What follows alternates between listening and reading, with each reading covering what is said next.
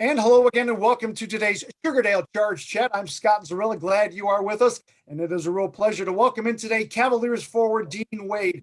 Dean, great to see you again. How you doing, my friend? I'm good. How you doing? Doing great, doing great. Now, Dean, you're doing a fantastic job with the Cavaliers. We are certainly going to talk NBA because it is a Sugardale Charge Chat. We will begin the conversation with your time in the NBA G League with the Charge specifically, and the simple question to begin with, really, how much did your time with the Canton Charge help prepare you, ramp you into your success now in the NBA?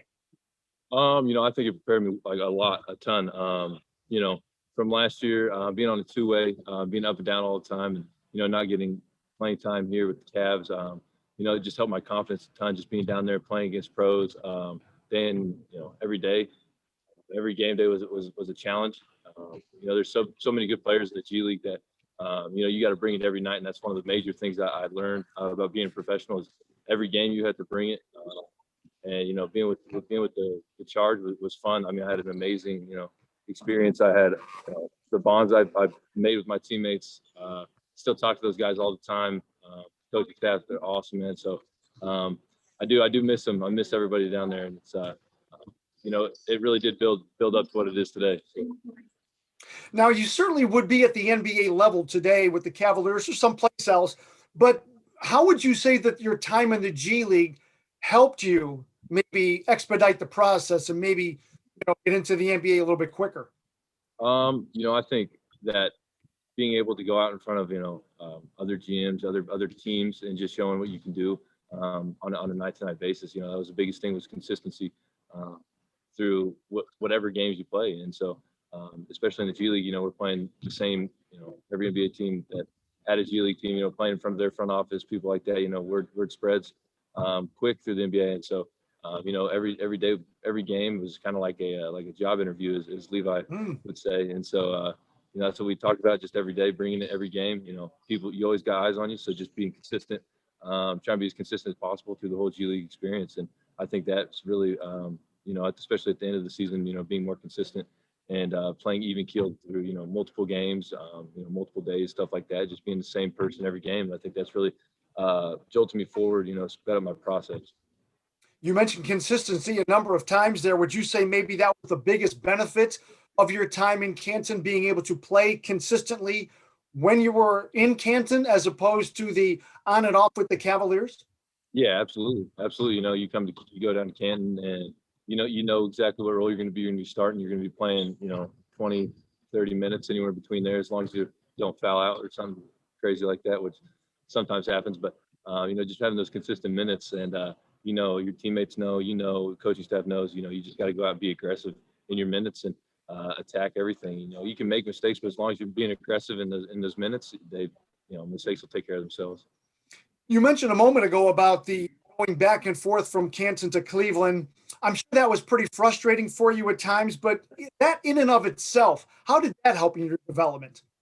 I mean, it was tough. Like, it wasn't the most fun, going having a back-to-back with the Cavs and then having to go down to Canton next day and play. It was the most fun, but it really, created a mental toughness in me. Just being mentally prepared for all situations. Just, you never know what's going to happen, when you're going to get called up, when you're going to go back down, all that stuff. Mm-hmm.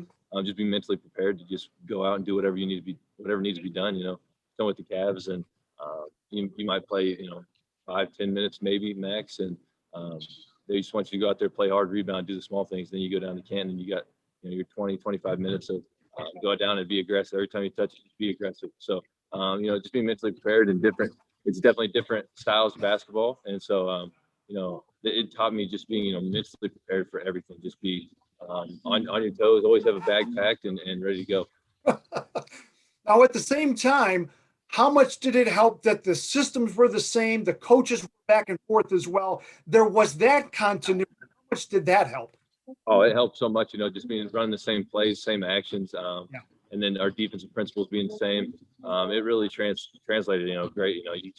You go down to a charge practice and next day come back for a Cleveland game, you still run the same stuff. It's not like you had to learn two different playbooks. So just having those being the same, it helps so much, so much. Now, you had talked a minute ago about how much you enjoyed your time in Canton with the Charge. I know that you were a fan favorite. I know I spoke to people that talked about you all the time. Talk about your relationship with the fans in your time with the Charge. Oh, I mean, Canton was great. I mean, they packed that place, every game, which is crazy because you go to all the other G League arenas and the fans are just not there. There's not very many fans, and it was nice to go on like a road trip and see like the other arenas and how they didn't have that much love from the fans. And you come back to Canton, they packed the house, packed it down. People sitting courtside, yelling at you, talking to you before the game. It was something that I enjoyed. I enjoyed a lot. They're just a diehard fans. Everybody was there. I mean, the same people were there every game. It just seemed like you build a small relationship with them, and after games, go talk to them and tell them thanks for coming. All that. It's just it's really amazing how diehard those guys are. Dean, along those same lines, do you have any memories that really stand out? I know you had the 23-20 game, the first ever game against Lakeland. Any shots, any memory, particularly if somebody were to say what's your biggest remembrance back? Oh, I got tons of memories. I'm trying to think what would be my favorite. The 2020 game was a great memory. One of my favorite ones was Levi dunked on somebody. Again, we were playing like the Skyhawks or something. He dunked on somebody on a fast break, and it was like all hell broke loose. Everyone was like on the court. It was awesome. That's one of my favorite memories right there. I mean, even though I didn't do anything, just the excitement and how awesome it was. It was so funny looking back. That's awesome. Fantastic, because most people would think about their own memory that included themselves, but for you to say that about a teammate, that's terrific. Speaking of teammates, are you in touch with any of the guys that you played alongside? Yeah. I talked to quite a few of them. Not as often as we used to, but still catch up every once in a while. JP, Levi, Queese, all those guys. So just try to stay in touch with them, and hopefully our paths crossed again. And all those guys are just great people. I mean, Dom, all those guys, just unbelievable teammates, people. So I couldn't ask for better teammates, and so I still keep up with them as much as I can. Good to hear. Hey, Dean, along those same lines, how disappointing was it? I believe your record was 29-14, not last year, the last season, heading into the playoffs. You guys were really playing some good basketball. Disappointing is it to think about the success you could have had in the postseason? It was very disappointing. I mean, we still talk about, like, I still talk with Coach Nate about it. Just like, man, we had a real chance to run the table. Really did. And and we were hot at the end. We were playing well, and we didn't play well, I guess, the very last game. We kind of dropped it, but overall, that last stretch of games, we were playing well. We were rolling. Everyone was excited for playoffs, get it going, and it sucks that they didn't happen, because I really thought we could have won it. I think we could really definitely been in the finals for sure, no doubt. So. Hey, Dean, we're going to wrap things up talking about the G League here in just a moment. And I want to ask you about, I have the debate with folks all the time about the merits of the NBA G League. There are so many people that look down their nose, it's minor league and this, that, the other thing. And I said, do you know how many guys are in the NBA that have succeeded in the G League first? What do you say to folks out there that maybe just don't take the G League as seriously as they should? Because again, you know exactly who I'm talking about. All the players across the NBA that were exactly where you were a couple of years ago. I mean, I hear that all the time. Like they look down at G League like it's not still a professional league. Full of professional basketball players, and it really is crazy. I just want those people to go to a G League game and experience. Go out there and. Personally, my feeling is towards the G League is there's so many NBA players in the G League that there's just not enough roster spots in the NBA for them. And if that's from lack of a relationship with the wrong person, right person, and getting into the league, there's a ton of G League players that have NBA potential, can score like an NBA player, can do all the stuff an NBA player can't, just hasn't got the opportunity. And so people always look down on the G League, but for me, it was an unbelievable opportunity just to go out and play, get the feel of the NBA game, how like coming out every game, being a professional and battling every game against grown grown men, NBA players, like professionals. And so, you know, I know people look down on it, but, you know, it is an unbelievable opportunity for the people that, you know, get to experience it. And I mean, there's players in the G League that could be on rosters, you know, starting positions in some teams. And so it's crazy that people look down on it like that and talk about it like that, because I truly believe that, that the NBA just doesn't have enough roster spots for enough NBA players. So Cavaliers forward Dean Wade joining us on today's Sugardale Charge Chat. Dean, let's talk about the NBA, because, my friend, you are playing some very good basketball. You've got some starts. You're getting career highs. You look comfortable. You look confident. Am I accurate? Are you comfortable? yes, As yeah, comfortable and confident as you look? yeah, I'm very comfortable. Confidence has always been high. I think it's a lot of it has to do with the confidence my teammates have in me now, trusting me and stuff like that. It's been growing. So, you know, for me, I just try to go out there and play hard. Really just mainly focus on defense and my assignment, what I'm supposed to be, help position, you know, just small details and stuff like that, you know, just help the team win. Anything that I can do that, you know, every night you're not going to make shots, unfortunately, but every night you can bring your intensity, toughness, and grit, and just, you know, play hard. You know, Dean, it's funny because I've said this to people before, that I find it's got to be very freeing and liberating because I've heard JB and different players talk about, they encourage you to shoot the ball when you're open. That's got to just be fantastic to know that you can shoot with confidence and not worrying about going 1 for 8. It's okay. Yeah, I mean, it's a great, you know, it makes it, especially as a player, you know, people having that trust in you to take those shots. And even when you don't hit a few, you know, they're just still yelling at you to shoot.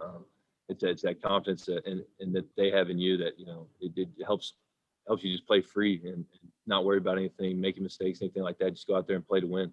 And so, no, it's unbelievable. It's great. Sometimes it gets a little, you know, in your ear. You're just like, okay, whatever, yeah. But no, it's great that they have that trust in me. And to hear it come from Kevin Love, who has things to say about you in the recent game following your career high 21 against New Orleans, for a guy to say that, someone that you look up to and have somewhat patterned your game after that, oh my goodness, you got one of the newer Cavaliers joining, Isaiah Hartenstein. To have Kevin Love say that about you as well, what does that do for you? Oh, I mean, it's great. It's unbelievable, you know, growing up, you know, high school through college, you know, watching what he's done, how he's kind of transitioned the bigs game to, you know, unbelievable. I mean, incredible knockdown shooter and stuff like that. He almost, you know, had a hand in doing that, you know, making the stretch big a popular thing in the NBA. And, you know, just watching him work out for the past couple of years, just every day I'm trying to just, you know, steal a few things from his game. And, you know, when he's on the floor, it makes everyone's life easy. I mean, he draws so much attention from the defense. I mean, it really does make my life easy. I mean, I'm standing, you know, wide open on the corner, so it's pretty easy for me. But no, having him saying those things, you know, it means the world. He's an unbelievable player, unbelievable guy. So, you know, and he changed the game. So him, you know, just having that confidence and being, you know, he's always talking to me, always, you know, telling me what I can do. So having him just, you know, be there, correcting me, you know, help me keep my confidence up. You know, it's huge. You know, it's funny, Dean, is because you guys have such similar games that you'd think that sometimes that wouldn't jive, but you guys are really playing well off of each other. A couple more questions before we let you go. Have you had your welcome to the NBA moment yet? Like, oh my God, this is the NBA. I am in the NBA. It isn't the G League and in Kansas anymore.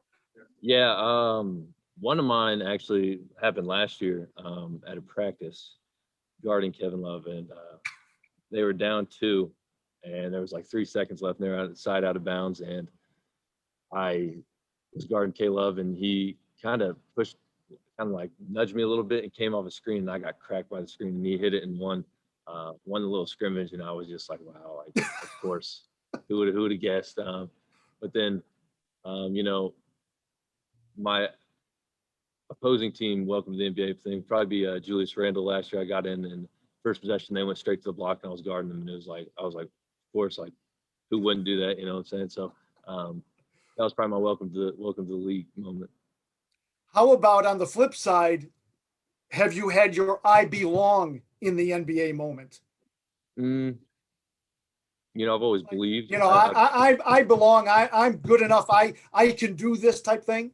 Yeah, I've always believed that personally, that I belong in the NBA. But I think the starts, right before All-Star break, when they started me those 4 games, me just coming out and battling. Every game they gave me a tougher assignment. I did good on all the assignments, stuff like that. That's kind of when we played the Pacers, and that was kind of like when I started rolling a little bit, got way more comfortable, and it just was flowing through the game. And I think that was my moment, like, oh, okay, like this, I belong. I really do. Well, Dean, thanks so much for the time as always, and thank you for joining me on today's Sugardale Charge Chat.